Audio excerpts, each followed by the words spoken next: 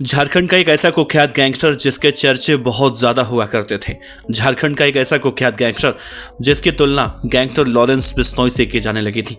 झारखंड का एक ऐसा कुख्यात गैंगस्टर जिसकी तुलना लॉरेंस बिश्नोई से करते करते एक खबरें आने लगी कि लॉरेंस बिश्नोई का साथी बन चुका है और वो भी झारखंड से निकलकर अब छत्तीसगढ़ में कोहराम मचाने लगा था। आज उसे पुलिस ने एनकाउंटर में ठोक दिया। कौन था ये कम उम्र का गैंगस्टर जिसने जुर्म के दुनिया में अपना नाम किसी बड़े अपराधी की तरह स्थापित किया था? आज के इस वीडियो में बताएंगे कुख्यात गैंगस्टर अमन साहू के बारे में, जिसका आज पुलिस ने एनकाउंटर कर दिया। नमस्कार, आप देख रहे हैं BDF न्यूज। एक बड़े इलाके में उसका आतंक था। कम उम्र में वो जुर्म के दुनिया में बड़ा नाम बन चुका था।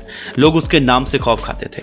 उसे आधुनिक हथियार रखने का शौक था। वो गैंगस्टर जुर्म के रास्ते सियासत की दुनिया में जाने की तैयारी कर रहा था, लेकिन इसी बीच NTPC के एक बड़े ऑफिसर की हत्या हुई, जिसके पीछे शक की सुई उस गैंगस्टर की तरफ घूमी। इसके बाद कानून और पुलिस पर सवाल उठे और बस यहीं से आगाज होता है उस कम उम्र के गैंगस्टर के खात्मे की कहानी का। वो कहानी जिसे STF की टीम ने आज अंजाम तक पहुंचा दिया। जुर्म की दुनिया का वो खिलाड़ी बेमौत मारा गया। ये कहानी है गैंगस्टर अमन साहू के खात्मे की। सबसे पहले आपको बताते हैं आज की पूरी घटना। सुबह का वक्त था 11 मार्च 2025। झारखंड पुलिस की स्पेशल टास्क फोर्स का एक बड़ा दस्ता पड़ोसी राज्य छत्तीसगढ़ के रायपुर जेल में बंद कुख्यात गैंगस्टर अमन साहू को झारखंड लाने के लिए तैयारी कर रहा था। पुलिस की एक बोलेरो और 2 स्कॉर्पियो कार का एक काफिला रायपुर जेल के बाहर मौजूद था। कागजी कार्रवाई पूरी होने के बाद झारखंड पुलिस की एक स्कॉर्पियो ने गैंगस्टर अमन साहू को STF के 2 हथियारबंद जवानों के बीच बैठाया। उस कार के आगे पुलिस की एक बोलेरो चल रही थी और पीछे एक स्कॉर्पियो। 3 गाड़ियों के इस काफिले में झारखंड STF के करीब 12 से 15 जवान शामिल थे। कुख्यात बदमाश अमन साहू को लेकर यह काफिला रायपुर से निकल चुका था। काफिला बड़ी ही खामोशी के साथ झारखंड बॉर्डर की तरफ बढ़ रहा था। कुछ देर बाद एक काफिला अपने राज्य झारखंड की सीमा में दाखिल होता है। यह सीमावर्ती इलाका पलामू जिले में आता है। काफिला आगे बढ़ता है और चैनपुर इलाके में पहुंचता है। इस दौरान अचानक रास्ते में एक कर तीनों गाड़ियों के ब्रेक लगते हैं। सूत्रों के मुताबिक सड़क पर एक पेड़ गिरा हुआ था। इससे पहले कि STF के जवान कुछ समझ पाते, अचानक बीच वाली गाड़ी में हलचल हुई। पलामू की पुलिस अधीक्षक रेशमा रमेशन के मुताबिक बीच वाली स्कॉर्पियो में बैठा गैंगस्टर अमन साहू एक जवान की इंसॉस राइफल छीन लिया और बगल में बैठे जवान को धक्का मारकर गाड़ी का दरवाजा खोलता है और भागने लगता है। जब STF का जवान उसे रोकने की कोशिश करता है तो अमन साहू उस जवान पर फायर कर देता है। इस हमले के बाद फौरन STF की टीम जवाबी कार्रवाई करती है। अमन साहू को निशाना बनाकर फायरिंग की जाती है। बस यही वो वक्त था जब अमन साहू पुलिस की गोलियों का शिकार बन जाता है और इस मुठभेड़ में कुख्यात गैंगस्टर अमन साहू की मौत हो जाती है। इस मुठभेड़ के दौरान STF का जवान राकेश कुमार घायल हुआ है, जिसे मेदिनीनगर के MMCH में एडमिट कराया गया है। कहा जा रहा है कि STF के काफिले को रोकना अमन साहू के गुर्गों की साजिश थी। वो अमन साहू को छुड़ाकर ले जाने के फिराक में थे। जब पुलिस ने मौके वारदात पर सर्च ऑपरेशन चलाया तो वहां से 2 बम भी बरामद हुए।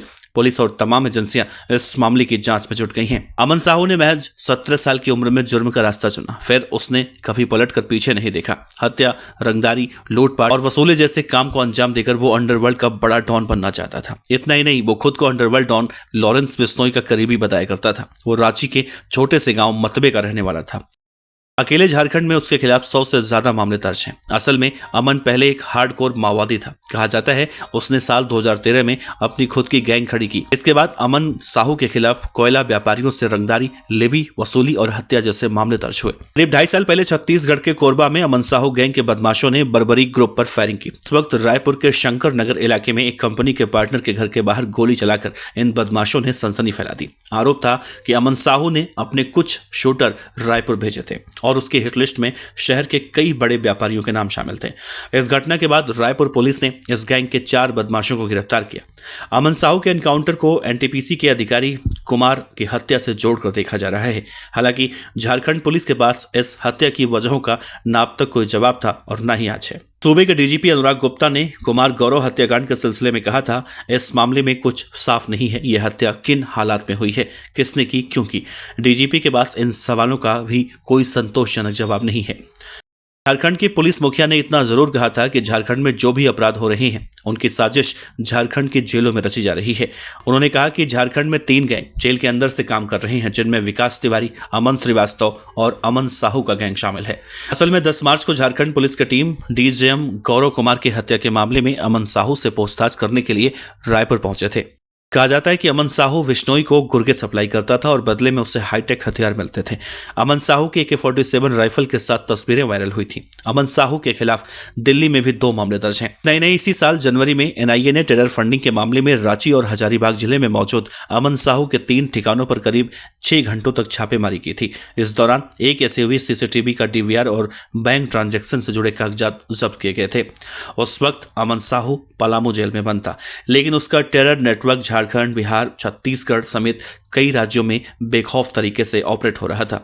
झारखंड के विधानसभा चुनाव के दौरान अमन साहू विधायकी का चुनाव लड़ना चाहता था, जिसके चलते अमन साहू की मां किरण देवी ने बड़कागांव विधानसभा क्षेत्र के लिए नामांकन प्रपत्र खरीदा था, लेकिन छत्तीसगढ़ हाईकोर्ट ने उसके चुनाव लड़ने पर रोक लगा दी थी। आरोप है कि अमन साहू के हिटलिस्ट में अक्सर बड़े कारोबारियों के नाम रहा करते थे, जिनसे वो रंगदारी और लेवी वसूलता था। फिलहाल वो खतरनाक गैंगस्टर अमन साहू इस वक्त मिट्टी में मिल चुका है।